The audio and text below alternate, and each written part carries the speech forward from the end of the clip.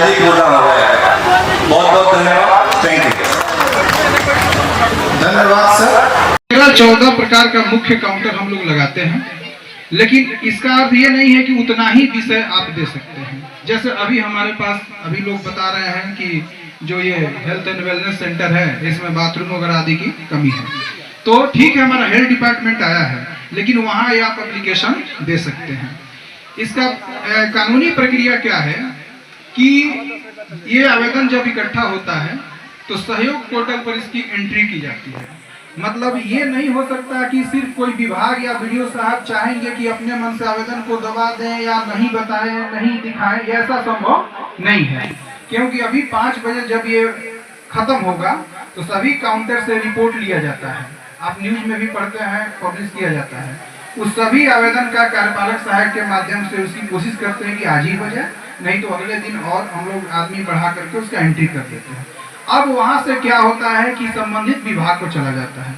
हम जैसे मान लीजिए प्रखंड विकास पदाधिकारी हैं, हमको अपने बिजली का दे दिया, तो हम बिजली विभाग के कनीय अभियंता, सहायक अभियंता को फॉरवर्ड करते हैं, वो अपना निष्पादित करते हैं। उसी प्रकार मान लीजिए कि पीएचडी का है नल जल का, तो आप हमारे भी नाम से एप्लीकेशन दे दीजिएगा, लेकिन जाएगा उन्हीं को।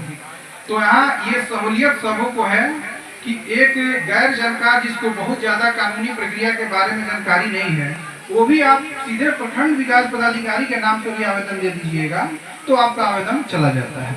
आप देखे होंगे आवेदन में हम लोगों ने एक पावती बना दी है, ताकि उसको आप कार्यालय में लेकर के आइएगा तो आपको पता चल पाएगा कि आपके आवेदन का क्या हुआ। हाँ, अब निष्पादन में थोड़ा सा आप लोगों को विस्तार से मैं बता देता हूँ कि कुछ ऐसे आवेदन हैं जो कि सीधे 2-4 दिनों में प्रारंभिक जानकारी के बाद बन जाता है। उदाहरण के लिए जन्म प्रमाण पत्र आपने दे दिया, आवास के लिए आपने दे दिया, जन्म प्रमाण पत्र है कि वो स्थानीय स्तर पर 4 गवाह आपका और एफिडेविट जो समय सीमा के तहत है आपने दिया, उसको पंचायत के हमारे पंचायत सचिव प्रारंभिक जांच पड़ताल करके और हमारे अगर आदेश की आवश्यकता है तो उसको लेकर के बना देते हैं, तो वो तुरंत ही बन गया। अब मान लीजिए कि आपने किसी रोड का दिया कि भाई 200-400 मीटर लंबा है, तो पंचायत से उसको लिया जाएगा। तो पंचायत जब स्कीम लेगी तो उसका जीपीडीपी में एंट्री करेगी, एंट्री करने के बाद उसका तकनीकी स्वीकृति, प्रशासनिक स्वीकृति होते हुए कुछ समय लगेगा। लेकिन अगर पंचायत निधि से होने वाला है तो आपको लिखित उसमें जानकारी मिलता है, 1 महीने 2 महीने 15 दिन कितना लगेगा वो हो जाएगा। इसी प्रकार मान लीजिए कि किसी बिजली विभाग को आपने दिया कि ट्रांसफार्मर बदलना है, जर्नल तार बदलना है, तो उसमें भी वो लिखित देते हैं कि आपको इतना समय लगेगा। एक चीज और हो गया है इसमें कि अगर किसी आवेदन पर की गई कार्रवाई से आप असंतुष्ट हैं तो माननीय मुख्यमंत्री जी के यहाँ भी इसका सहयोग शिविर के रूप में कार्यक्रम होता है, वहाँ भी आप दे सकते हैं और उसको दोबारा तिबारा भी आप सहयोग शिविर पर डाल सकते हैं। सबसे अच्छी बात है कि आप पदाधिकारी द्वारा किए गए कंप्लायंस को देख सकते हैं। अब रही बात की भाई इसकी बाध्यता कितनी है, तो हम सभी पदाधिकारी सभी विभाग पर इसकी बाध्यता सरकार ने फिक्स कर दिया है कि भाई 10 दिन में होने वाला काम अगर 10 दिन में नहीं होता है तो 11वें दिन पहला शो कॉज आपको निकल जाएगा। मतलब ये पूछा जाएगा कि आपने क्यों नहीं किया। 20 दिन में भी नहीं होता है तो 21वां दिन शो कॉज निकल जाएगा। 25 दिन में नहीं होता है तो 26वां दिन निकल जाएगा। 3 शो कॉज 3 बार आपको पदाधिकारी को, विभाग को सरकार समझने का, सुनने का, अपना पक्ष रखने का मौका देती है। लेकिन उसके बाद नहीं, 30 दिन में अगर आपने युक्ति संगत कार्रवाई नहीं किया है तो सीधे माननीय मुख्यमंत्री जी के जो सचिवालय है वहाँ के पदाधिकारी जो बैठे हैं वहाँ से शो कॉज हम लोगों को मिल जाता है।